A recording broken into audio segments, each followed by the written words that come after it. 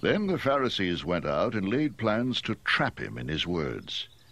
They sent their disciples to him, along with the Herodians. Teacher, they said, we know you are a man of integrity, and that you teach the way of God in accordance with the truth. You are not swayed by men, because you pay no attention to who they are.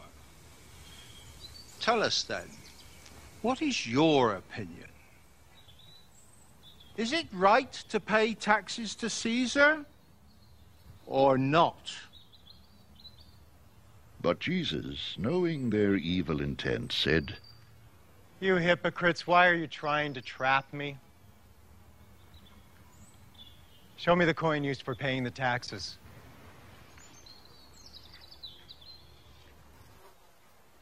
They brought him a denarius, and he asked them, Whose portrait is this and whose inscription? Caesar.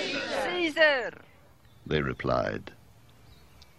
Then he said to them, Give to Caesar what is Caesar's, and to God what is God's.